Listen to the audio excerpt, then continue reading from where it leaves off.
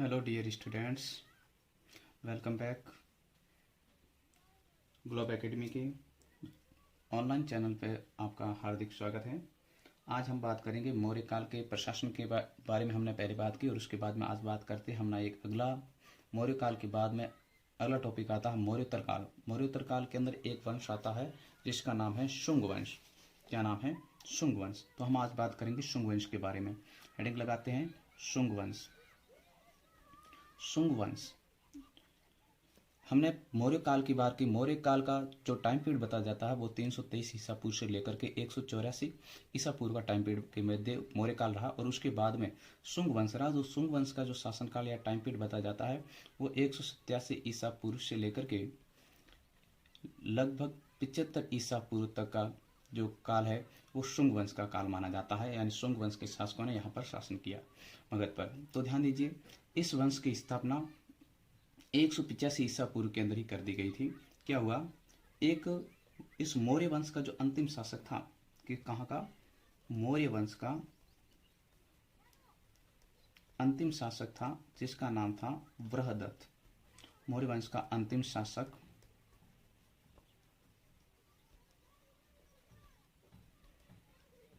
बृहदरथ। क्या हुआ, इस बृहदरथ की सेना के अंदर सेनापति था जिसका नाम था बृहदत्त का सेनापति, और सेनापति का नाम क्या था? पुष्यमित्र शुंग। सेनापति का नाम क्या था? पुष्यमित्र शुंग था। पुष्यमित्र शुंग किसका सेनापति था? बृहदत्त का। बृहदत्त कौन था? मौर्य वंश का अंतिम शासक था। क्यों था? क्योंकि इस सेनापति ने, यानी बृहदत्त के सेनापति पुष्यमित्र शुंग ने क्या किया था? बृहदत्त की हत्या करके शुंग वंश की नींव डाली थी। तो शुंग वंश का संस्थापक कौन था? वो पुष्यमित्र शुंग था। पुष्यमित्र शुंग एक कट्टर ब्राह्मणवादी था। कैसा था? एक कट्टर ब्राह्मणवादी था। इसलिए इसने अपने शासनकाल के दौरान पुष्यमित्र शुंग ने क्या किए? 2 अश्वमेध यज्ञ किए। इसने अपने शासनकाल के दौरान 2 अश्वमेध यज्ञ किए, और इस यज्ञ का जो अश्वमेध यज्ञ का जो मेन पुरोहित था, वो पुरोहित कौन था? मेन पुरोहित था, उसका नाम था महर्षि पतंजलि। महर्षि पतंजलि था।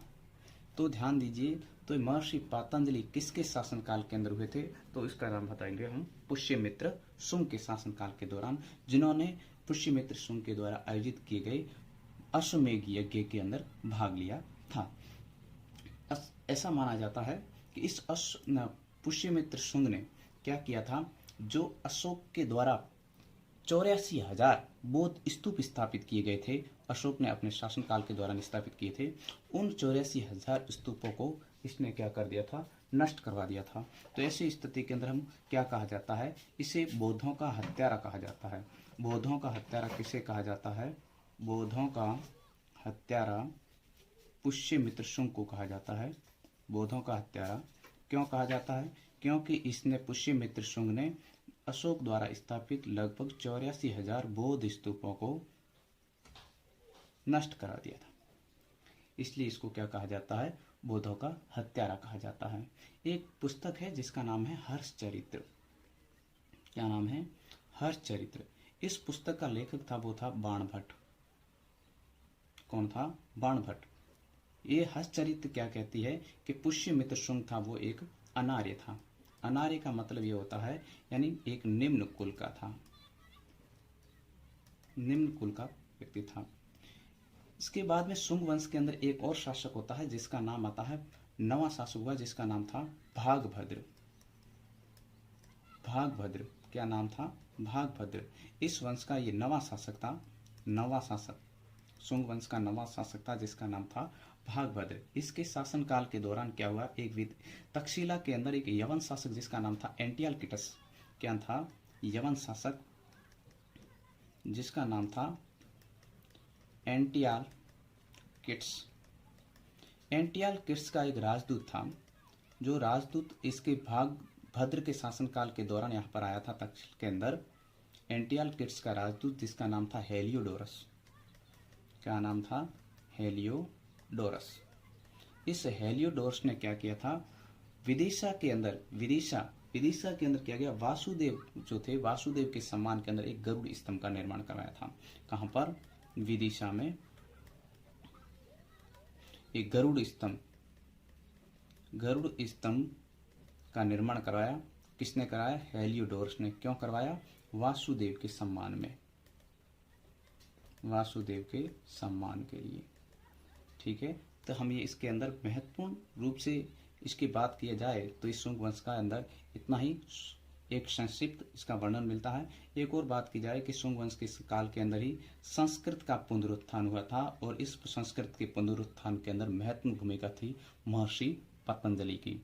इसके बाद में एक अगला पैराग्राफ हमारे इस टॉपिक आता है जिसका नाम है आंध्र सातवाहन वंश। इस शुंग वंश के काल के बाद में नया टॉपिक हमारे क्या आता है? आंध्र सातवाहन वंश। चलिए बात करते हैं आंध्र सातवाहन वंश, जिसकी स्थापना किसने की और किस तरीके से इसके अंदर महत्वपूर्ण शासक हुए। तो अगला टॉपिक है हमारा आंध्र सातवाहन वंश। आंध्र सातवाहन वंश।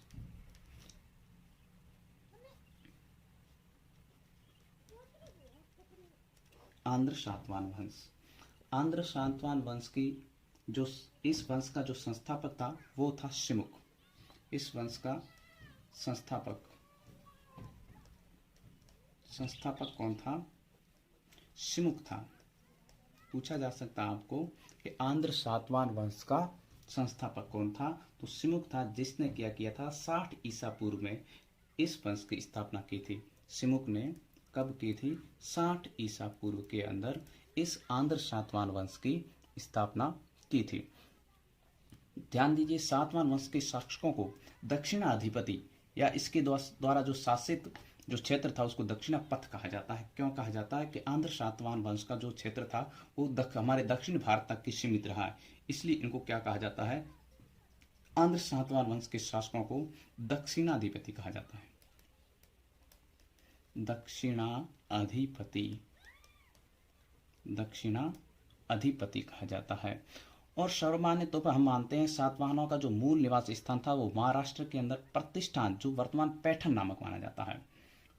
क्या जाता था? मूल निवास स्थान इनका, आंध्र सातवाहनों का जो मूल निवास स्थान माना जाता है, जो महाराष्ट्र के अंदर एक स्थान है प्रतिष्ठान जिसको कहा जाता है, और जिसको वर्तमान में पैठण कहा जाता है, जो महाराष्ट्र के अंदर स्थित है। कहाँ पर है? महाराष्ट्र। तो इसके आसपास क्षेत्र के अंदर ये जो इस आंध्र सातवाहन वंश के शासक वहां पर रहे। इसके बाद में इस पुराणों के अंदर उल्लेख मिलता है कि एक सातकर्णी प्रथम को था, जिसको एक कृष्ण का पुत्र कह के पुकारा जाता है, जिसने अपने शासनकाल के दौरान 2 अश्वमेध यज्ञ किए। कितने अश्वमेध यज्ञ किए? 2 अश्वमेध यज्ञ किए और एक राजसूय यज्ञ किया था। क्या नाम मिलता है? आंध्र सातवाहन वंश का एक शासक जिसका नाम मिलता है सातकर्णी प्रथम।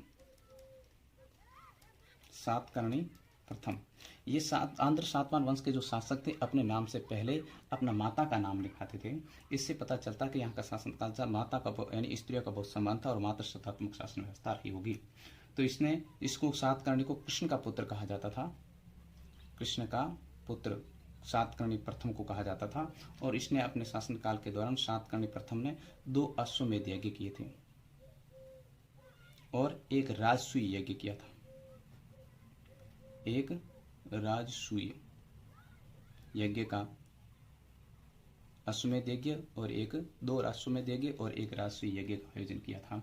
और इस सातकर्णी प्रथम ने गोदावरी नदी के किनारे प्रतिष्ठान को अपनी राजधानी बनाई। सातकर्णी ने अपनी राजधानी कहाँ स्थापित की?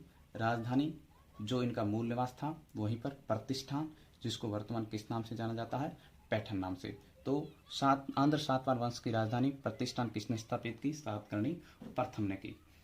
इसके बाद में सातकर्णी प्रथम के बाद में एक शासक आता है जिसके नाम मिलता है, हम इसके अंदर बात करते हैं गौतमी पुत्र सातकर्णी, जो इस वंश का 23वां सबसे बड़ा शासक था।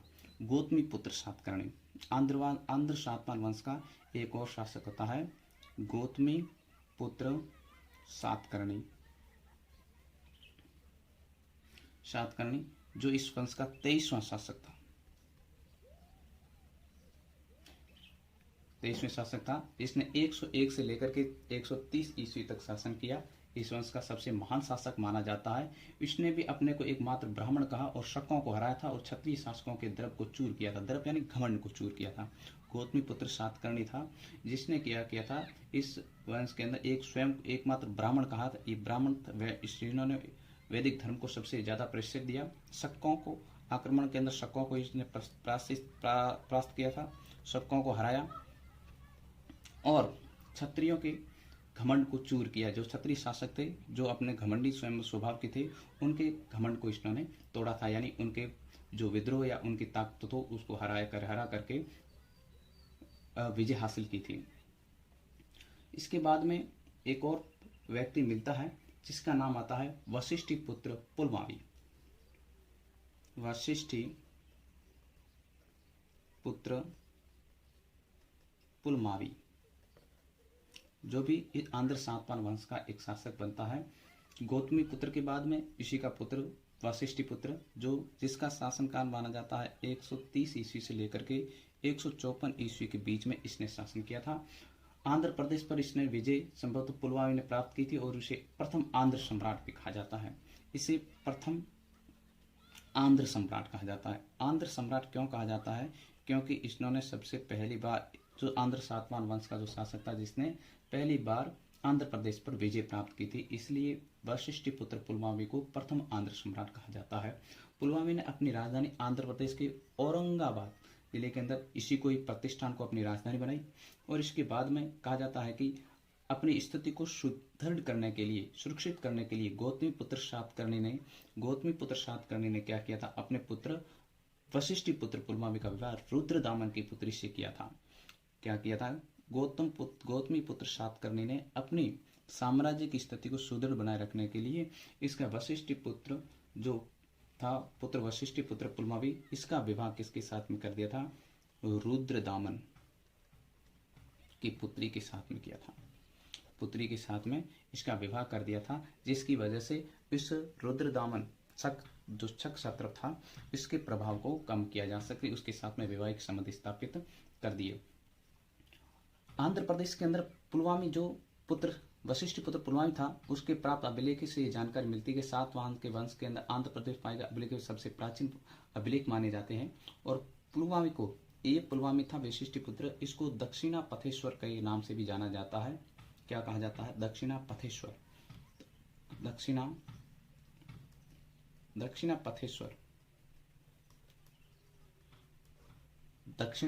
दक्षिणा पथ जो रास्ता था, जो ये प्रांत था, उस दक्षिणा पथ का ईश्वर पथेश्वर या स्वामी माना जाता है। किसको माना जाता है? वशिष्ठी पुत्र पुलमावी को। इसके बाद में इस वंश का एक अंतिम महत्वपूर्ण शासक हुआ जिसका नाम था यज्ञश्री सातकर्णी।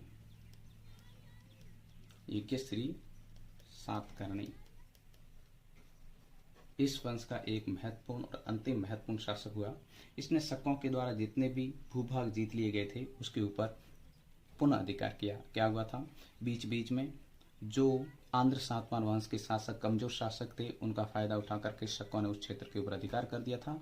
तो इस वंश का जो यज्ञश्री सातकर्णी शासक हुआ उसने शकों के द्वारा जो विजित क्षेत्र थे उसके ऊपर पुनः अधिकार कर दिया था।